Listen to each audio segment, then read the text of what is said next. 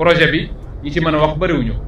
les gens ont des idées assez vagues. Il faut connaître le projet. Il faut savoir un peu comment est-ce que marche ce pays, comment marche le parti, quelles sont les règles, comment marche une élection, comment on l'organise, comment on doit s'outiller. Donc c'est des questions qui sont importantes. Mais ci lan la ñuy yóbbu une fois qu'on a un militant, les militants ay militants yu taxaw lan la ñu leen di doyee c'est juste pour l'accompagnement militant adapté du projet. Projet bi dafa soxla ay nit ñoo xam ne parce que militant bu xamul dara boo xam ne day yuuxu di dem rek amul njëriñ mais le militant qui peut réellement aider le parti mooy kii taxaw gunge projet bi parce que comme je le dis à chaque fois man de loolu laa gëm man gëmuma ni nit ñi dañ leen a war a nommer ñu dem toog di liggéey parce que man gisuma liggéey wala boog man maa comprendrewul lan mooy liggéey bi bokk. Parce que je suis le directeur général d'une entreprise nationale, une société nationale, ça ne m'empêche pas de rester sur la ligne de PASTEF. Ça ne m'empêche pas de rester sur la ligne de PASTEF et d'être performant au niveau du port. damay gis ni boo xoolee les am na ñu leen di wooye les Koulouna moi nag bon dama leen di xaw a respecté tuuti je les appellerai pas Koulouna bien que yéen da ngeen leen di wooye Koulouna rek yam fa man dama leen di wooye Koulouna et j'imagine tous les scénarios pour leur régler leur compte loolu maa ko wax et je l'assume yéen da ngeen di yem rek ci naan leen ay Koulouna fa ngeen di yem daal mais je veux dire que à chaque fois que je me prononce sur une question lañ may tegal sama kanam mooy yow demal liggéeyi port mais parlons un peu du port du may présenter port bi parlons un peu du port man je suis arrivé au port sama bilan 1 an la au port le port est une entreprise nationale entreprise la société boo ko créé c'est pourquoi c'est pour faire de l'argent non on a un bénéfice qui est supérieur à tous les bénéfices que le port a toujours fait loolu lu mu doon on fait un bénéfice alors boo waxee bénéfice dañ naan non peut-être que port lan la port c'est des marchandises qui passent c'est un trafic du point de vue du trafic le port ñun bi ñuy ñëw l'année d'avant dafa def 23 milliards de tonnes donc man lan laa war a def je dois faire plus non je fais 24 milliards de tonnes léegi où est le problème au niveau du port il n'y en a pas il n'y a que des attaques politiques que je comprends man moom ku ma fekk ci ay di ma attaquer ak yooyu je suis adapté à cela mais ils peuvent chercher d'autres angles d'attaque c'est pour dire aux autres que mën nga efficace dans ton travail parce que da ngay bind benn phrase rek ñu ne la non yow demal liggéey xanaa ñooñu duñu julli duñu nelaw duñu def dara c'est-à-dire que tu écris une phrase qui te prend 2 minutes ñu ne la non yow da nga war a dem liggéey parce que je les dérange man nag tant que maa ngi fi tant que Dieu me donne vie et souffle moi je suis dans le combat parce que dama jàpp ni nous devons comme je vous le dis nous devons accompagner ce projet nous devons accompagner le président de la République et le Premier ministre pour ñu mener Sénégal à bon port parce que projet bi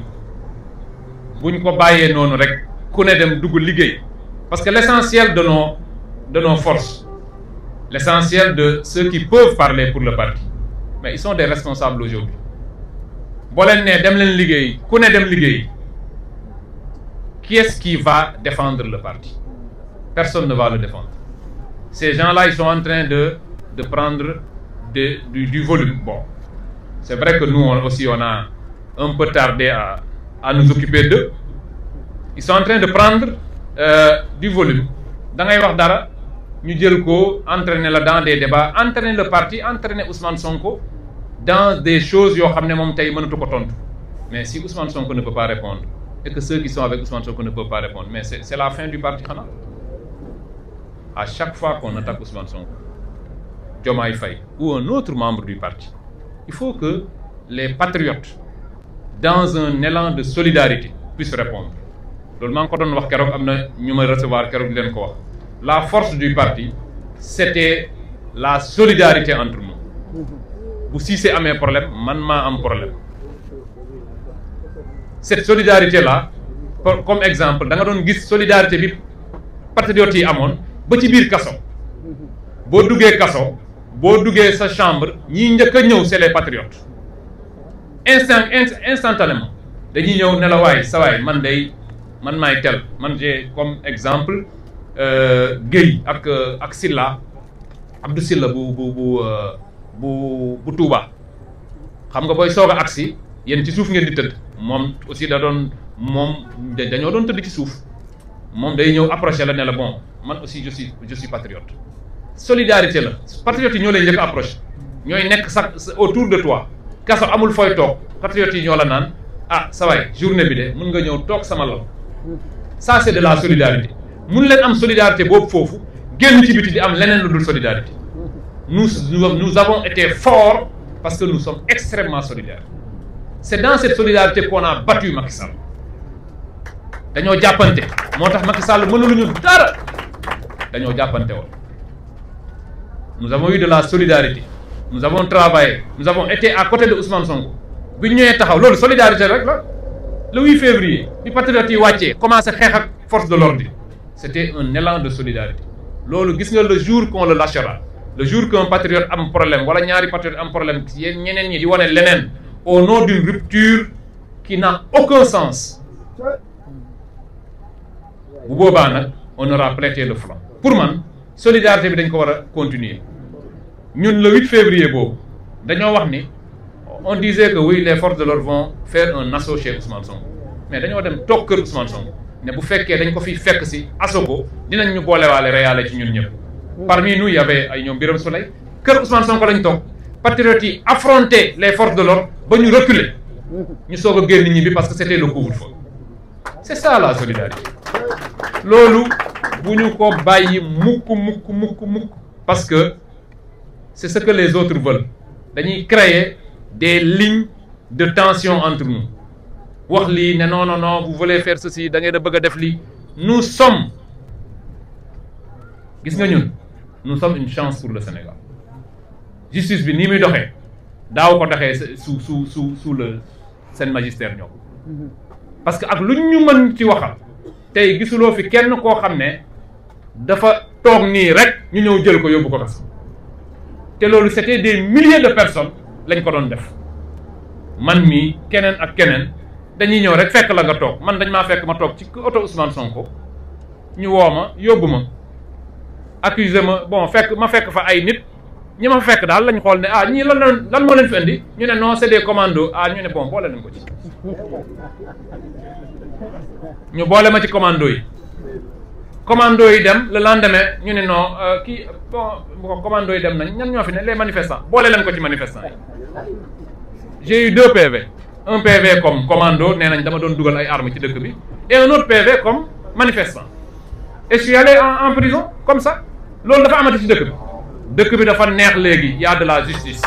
faut le dire justice a ngi fii justice mu ngi fii ci dëkk bi léegi justice moo war a mën a tax nit toog dem falsifier benn diplôme ba pare mais di joxe des leçons di xas Ousmane Sonko mais bu fi justice amutoon bu doon Macky Sall la sa waay jàpp na la tëj la Macky moom jarutoon sax ngay def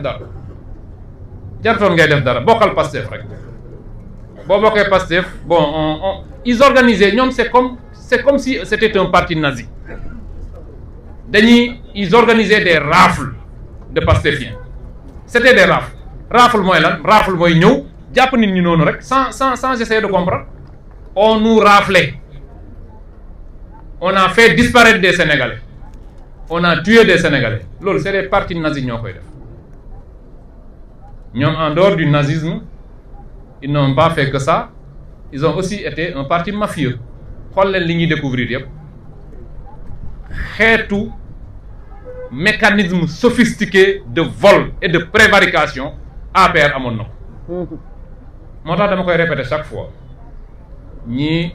ku leen enquête doo leen jàpp j'ai pas y revenir nag vraiment loolu débattre naa ci ba sol am na yoo xam ne enquête réglé wu ko am na lu koy régler dans le dispositif légal nañu jëli loolu donc accompagnement bi may wax ci parti bi mooy militant bu amee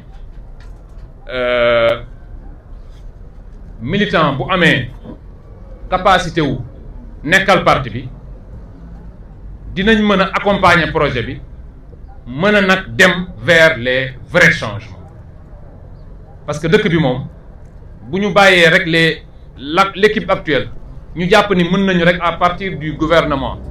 et des directions générales changer le pays mënuñu ko. L'appareil politique doit accompagner tout ce qui se fait bu ñu demee mën a changer nag dëkk bi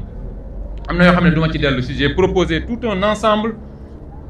de réformes yoo xam ne sax le gouvernement actuel mu ngi ci le premier ministre les a déjà proposé yooyu moo ñuy permettre ñu changer réellement dëkk bi parce que dëkk bi dañoo dig Sénégalais je vous ai dit au départ qu'on avait un leadership aspirationnel l'idéal c'est quoi? L'idéal c'est un Sénégal qui est prospère mais c'est aussi un Sénégal juste bi nag mooy la justice bi nag démarré na waa APR bëgguñu di ko dégg la justice ne vient que de commencer on est sur les questions financières et sur les questions de corruption quoique ñoom def nañu loo xam ne c'est des mécanismes assez sophistiqués de vol de détournement ñoom ils ont même été jusqu'à tromper le FMI c'est-à-dire que ñoom tout était faux sous l'affaire sauf les noms des ministres koo dem daal ci ministère am à part son nom le reste est faux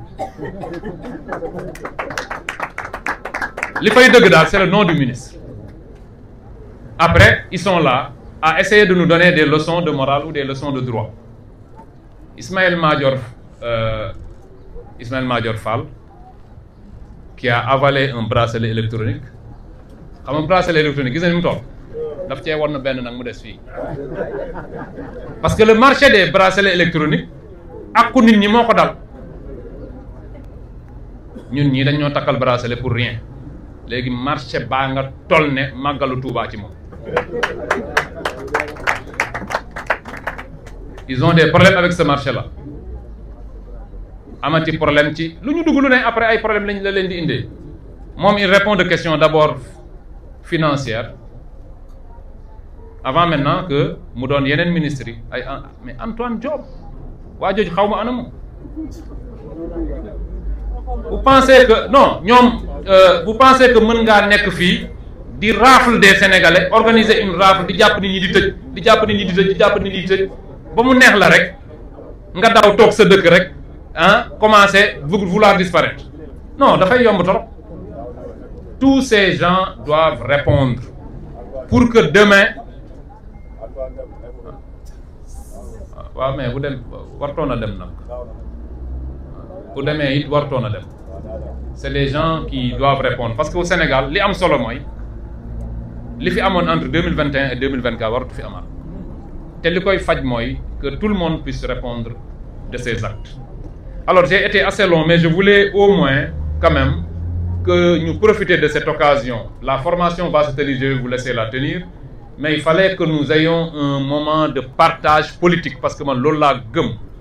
Il faut un moment de partage politique que nous puissions nous mettre en ordre de bataille pour comprendre que nous avons promis quelque chose aux Sénégalais àggaguñ fa donc nañu rester sur une ligne qui est là mais une ligne de solidarité te xam ni lii ñu bëgg ñoom mënuñoo tere àgg foofu. Nous avons remis ce pays sur les rails. Nous sommes des hommes justes. Nous sommes des hommes intègres. Nous n'allons pas prendre l'argent du pays. Nous allons remettre les Sénégalais au travail. Nous avons cette volonté-là. Au minimum, mais dëkk bi ñun bu ñu sàccul rek am nañ bilan. Parce que l'ancien régime, c'était un régime de prévarication. Lu ne sàcc nañ ko pendant 12 ans. Ils ont pompé ce pays. Ñun il suffit de faire 5 ans pendant lesquels on gère de façon rationnelle les finances publiques et on aura déjà un bilan. Donc ci yooyu la ñuy nekk et soyons dans la solidarité. Les jeunes, formez-vous parce que l'avenir du parti, comme ni ma leen koy waxee, man mon objectif c'est que demain, bon dans 10 ans, que bu ma ñëwee di wax sax ñu wax ni bon le doyen Waly ma nekk doyen comme ñi le doyen Waly après yeneen jeunes toog fi nekk ay DG di wax di jël notre place c'est ça qui doit être notre objectif que ëllëg mu am ñeneen ñoo xam ne ñoo ñuy remplacer que parti bi di dem parce que l'important c'est pas Waly Diouf Bodian ou Ousmane Sonko l'important c'est le projet bi moom tant que mu ngi dem wax naa ko keroog tant que mu ngi dem nous aurons réussi c'est pourquoi nous avons souffert les gens ont souffert les gens sont morts c'est pour que le projet marche projet bi bu doxee c'est pour qui c'est pas pour nous autres ñun ñii vous voyez ñun ñii je pense que nos vies ne peuvent pas encore bifurquer vers autre chose mais c'est les vies de nos enfants loolu la ñuy jéem a changer j'ai été un peu long mais je voulais partager avec vous ce week-end politique en rappelant que Keur Massar a gardé